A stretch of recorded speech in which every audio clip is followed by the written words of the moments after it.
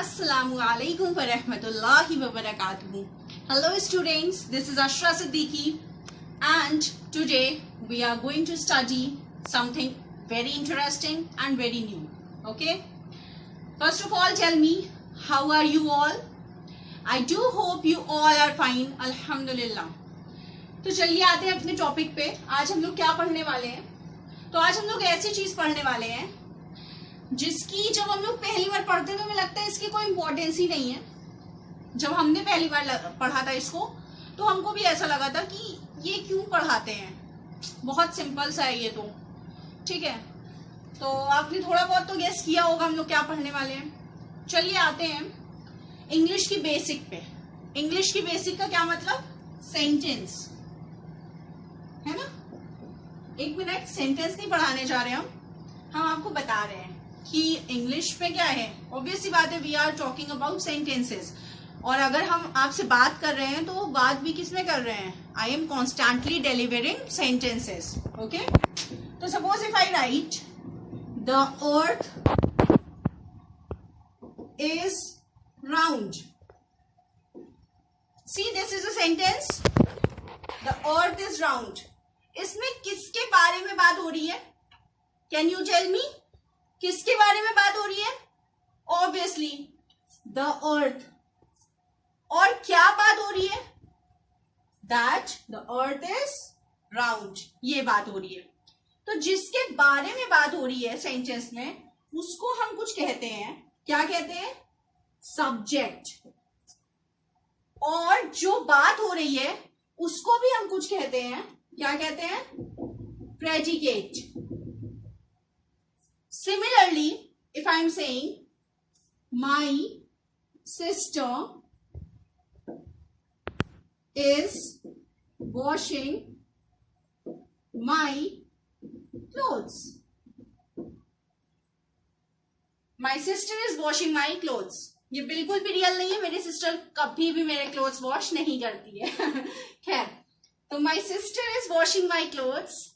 इसमें कौन काम कर रहा है? ऑब्वियसली बात है, माई सिस्टर. और क्या काम कर रही है वो? Is washing my clothes. तो my sister is subject and is washing my clothes is predicate. अब आप लोग सोच रहे होंगे कि ये क्या सब्जेक्ट प्रेडिकेट कर रहे हैं हम. ऑब्वियसली बात है, कुछ ऐसा तो करेंगे नहीं जो टॉपिक से रिलेटेड नहीं हो. Today we are going to study about this topic only, that is subject and predicate. Okay,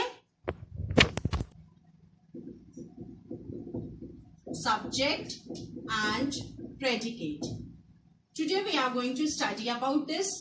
आपको ऑब्वियस ही बात है कि बिल्कुल पता चल गया होगा या आपको एक अनुमान तो लग ही गया होगा कि क्या होता है ये. तो सब्जेक्ट क्या होता है? The doer of the action. किसी सेंटेंस में अगर एक्शन हो रहा है तो वो एक्शन जो कर रहा है वो, और अबाउट विच और we can say that it is the doer of the action. या फिर सेंटेंस जिसके बारे में हो, जिसके बारे में हो, about which the sentence is the doer of the action or about which the sentence is. या तो जो अगर एक्शन हो रहा है सेंटेंस में तो उस एक्शन का जो डूअर हो, मतलब जो वो काम कर रहा हो, वो सब्जेक्ट कहलाता है. या फिर अगर किसी के बारे में बात हो रही हो तो जिसके बारे में बात हो रही हो या जिसके बारे में सेंटेंस हो वो सब्जेक्ट कहलाता है. जैसे कि suppose I right very simple sentence, I love reading story books. मुझे स्टोरी बुक्स पढ़ना पसंद है. अब इस सेंटेंस में किसके बारे में बात हो रही है? मेरे बारे में, आई. तो I is the subject. Or if I write, the hospital is near my house. Hospital मेरे घर के बगल है। If I have written the hospital, इसका मतलब ये है कि जिस हॉस्पिटल के बारे में हम बात कर रहे हैं वो हमें पता है कि हम किस हॉस्पिटल के बारे में बात कर रहे हैं। कोई भी हॉस्पिटल नहीं है, द लगा हुआ है, ठीक है। तो the hospital is near my house. अब इसमें किसके बारे में बात हो रही है? The hospital. So this is the subject, okay. तो ये होते हैं सब्जेक्ट। या अगर किसी में एक्शन हो रहा हो, जैसे कि Rehan is doing his homework. Rehan अपना होमवर्क कर रहा है। अब ये होमवर्क आप भी ऐसे मत लिख दीजिएगा, होमवर्क, ओके। तो कौन काम कर रहा है? रेहान काम कर रहा है। तो दिस रेहान इज सब्जेक्ट। आपको अच्छे से क्लियर है क्या सब्जेक्ट होता है? अब आते हैं प्रेडिकेट पे। This is the definition of the subject, और you will get it in any book. Predicate जो बात हो रही हो, ठीक है, या जो एक्शन हो रहा हो, that is known as predicate, okay. तो सब्जेक्ट आपको समझ में आ गया। Predicate is what has been said or discussed about the subject।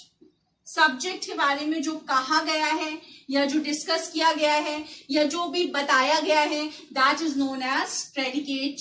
या फिर आप समझ सकते हैं कि सेंटेंस में सब्जेक्ट को छोड़ के जो भी होता है दैट इज प्रेडिकेट। आप ऐसे भी समझ सकते हैं। तो अब जैसे ये सेंटेंस था, I love reading story books, तो I subject, love story books, love reading story books, that is predicate. The hospital is subject, is near my house is predicate. Rehan is subject, is doing his homework is predicate. Okay, तो आपको subject और predicate clear है। अब देखिए जितने भी हमने sentences लिखे हैं उसमें हमने शुरू में ही सब्जेक्ट लिखे हैं, और बहुत से बच्चों को ये कंफ्यूजन, इवन बड़ों को भी होती है कि सब्जेक्ट हमेशा सेंटेंस के बिगिनिंग में आता है। तो ऐसा नहीं होता है। सेंटेंस हमेशा सब्जेक्ट हमेशा बिगिनिंग में ही नहीं आता है। जैसे कि हमने लिखा What